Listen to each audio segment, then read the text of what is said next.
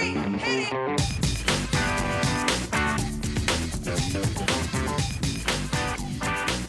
Good morning, good afternoon, good evening. Welcome to today's Caffeine for the Soul. And if you like the kinds of things we talk about each week in these podcasts, I invite you to check out my Inner Circle Platinum.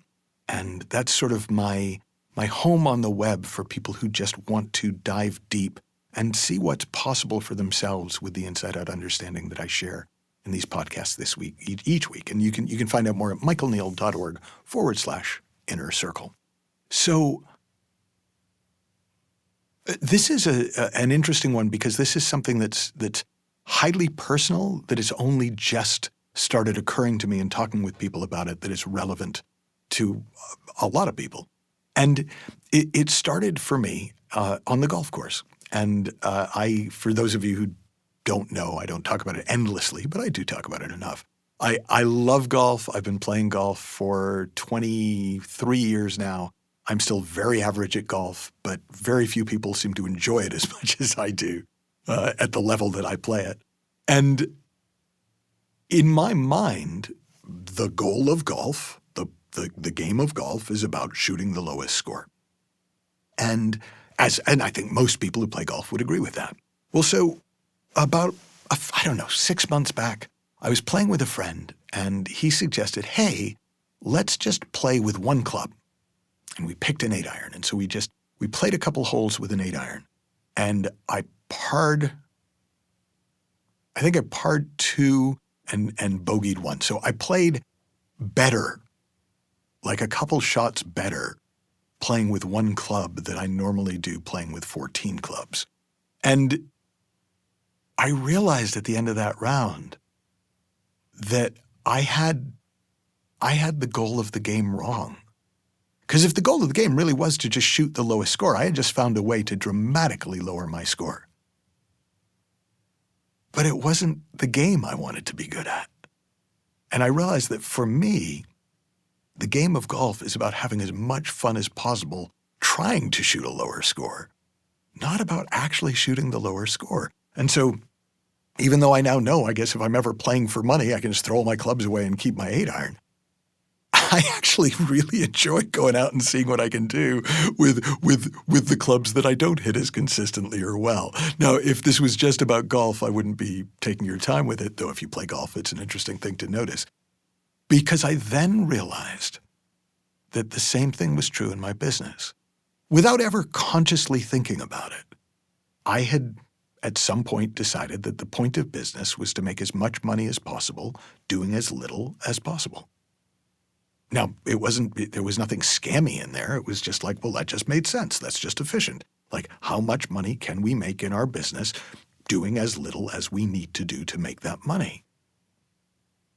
But I realized after my golf experience that I had gotten pretty good at that, but I missed the work. Like, one of the primary things that I do is I'm a coach. Now, I also teach and I write books and I do these podcasts and I do lots of other things, but I love one-on-one coaching. And in order to maximize the efficiency of my business, to make as much money in as little time as possible, one-to-one coaching is not the most efficient way to do that. So I'd gotten to the point where I was coaching relatively few people at very high fees to kind of fit in with what I thought the game of business was. But I realized, it's kind of like the 8-iron thing. I'm not enjoying the game as much. And I realized that for me, the game is to do the work that I really love doing and make enough money doing it to keep doing it. Now, that may not be your goal. Your work may be a means to an end. And I totally understand it if it is. But if you are somebody whose work is what you want to be doing, it is a calling, it is something that for you is an expression of your joy and your kind of soul tug and your passion, then the goal probably isn't to get so efficient in the way you do it that you don't do it anymore. It's to find ways of doing it more the way you want to do it. There are relatively few musicians that I've worked with who want to work themselves out of a job. Right? I've only met one of them But I'm pretty sure the Rolling Stones aren't still doing music because they're poor. They're doing it because they love making music. Now, they get to do it more on their terms. Fantastic. But there are so many of us who just kind of have picked up on the idea that the goal in whatever we do is to maximize our effectiveness and efficiency. How do I get the most for the least?